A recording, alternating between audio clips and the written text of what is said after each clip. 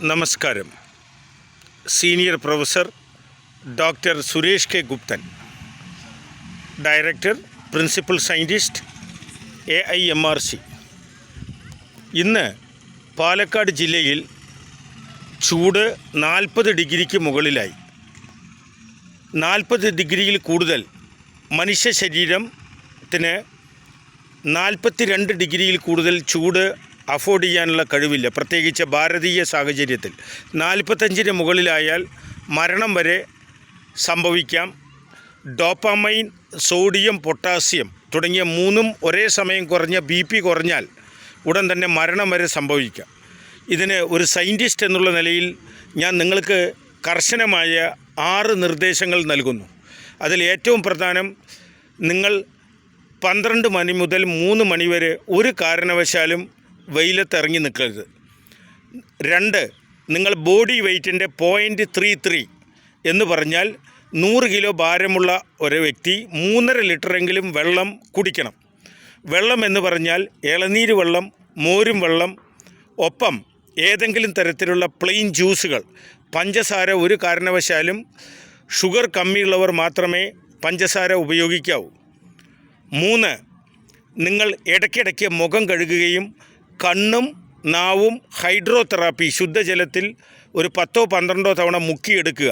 അപ്പോൾ ശരീരം തണുക്കാനുള്ള ഏറ്റവും നല്ല മാർഗ്ഗമാണ്. കണ്ണിനും നാവിനും മാത്രമാണ് ശരീരത്തെ തണുപ്പിക്കാനുള്ള കഴിവ്.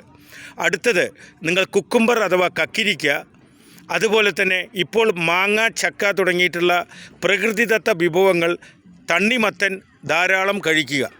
അത് തീർച്ചയായും വിഷാംശമില്ലാത്ത, അഡൾട്രേഷൻ, കണ്ടാമിനേഷൻ ഇല്ലാത്ത പച്ചക്കറികളും പഴങ്ങളും സലാഡായി ധാരാളം കഴിക്കുക. ഉച്ച സമയത്ത് നിങ്ങൾ അല്പസ്വല്പം പച്ചക്കറികളും പഴങ്ങളും തവിട് കളയാത്ത അരിയുടെ ഭക്ഷണങ്ങളും കഴിച്ച് നിങ്ങൾ തീർച്ചയായിട്ടും 1-1.5 മണിക്കൂർ വെള്ളം കുടിച്ച് റെസ്റ്റ് നിർബന്ധമായും, കഴിയുമെങ്കിൽ 2 മണിക്കൂർ വരെ നിങ്ങൾ ഉച്ചയ്ക്ക് ഉറങ്ങുകയോ വിശ്രമം ചെയ്യുകയോ വേണം. ഒപ്പം നിങ്ങൾ antioxidant, vitamin C, vitamin E തുടങ്ങിയവ എല്ലാം, കോഎൻസൈം Q10, മൾട്ടി മിനറൽ തുടങ്ങിയിട്ടുള്ള ആൻറ്റി ഓക്സിഡൻറ്റുകൾ അടങ്ങിയ ഭക്ഷണമോ അല്ലെങ്കിൽ നിങ്ങൾ ടാബ്ലറ്റ് രൂപത്തിലോ പ്രധാനമന്ത്രി ജനൌഷധി പോലുള്ള ഗവൺമെൻറ് സ്ഥാപനങ്ങളിൽ നിന്ന് വാങ്ങി കഴിക്കുക. നിങ്ങൾ കൃത്യമായി 8 മണിക്കൂർ വരെ ഉറങ്ങുക. ഒപ്പം രാവിലെയും വൈകുന്നേരവും തീർച്ചയായും ഒരു 3 കിലോമീറ്റർ അല്ലെങ്കിൽ 2 കിലോമീറ്റർ നടക്കുക. ഇലക്കറികളും പച്ചക്കറികളും പച്ചയ്ക്കോ പകുതി വേവിച്ചോ മാത്രം കഴിക്കുക.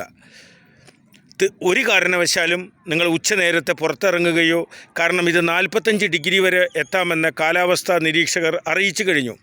42-ന് മുകളിൽ മരണം വരെ സംഭവിക്കാം.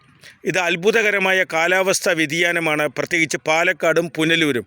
അതിന് കാരണം പാലക്കാട് ജില്ലയിലെ റബ്ബറൈസേഷൻ, റബ്ബർ കൃഷി, കാട് മുഴുവൻ നശിപ്പിച്ച് റബ്ബർ ട്രീ വളർത്തിയതും, കോൺക്രീറ്റ് കെട്ടിടങ്ങളും പുഴകളും നദികളും വറ്റി വരേണ്ടതും മനുഷ്യൻ്റെ നശീകരണ പ്രവർത്തനമാണ് പാലക്കാട്ടെ ഈ ദുരിതത്തിന് കാരണം. അതുകൊണ്ട് പാലക്കാട് നിവാസികൾ നിർബന്ധമായും ഈ പറയുന്ന കാര്യങ്ങൾ, ചിട്ടകൾ കൃത്യമായി പാലിച്ച് ഈ ഒരു മാസം നിങ്ങൾ ഈ ഉഷ്ണതരംഗത്തിൽ നിന്ന് രക്ഷപ്പെടണം. Thank you. Senior professor doctor Suresh K Guptan.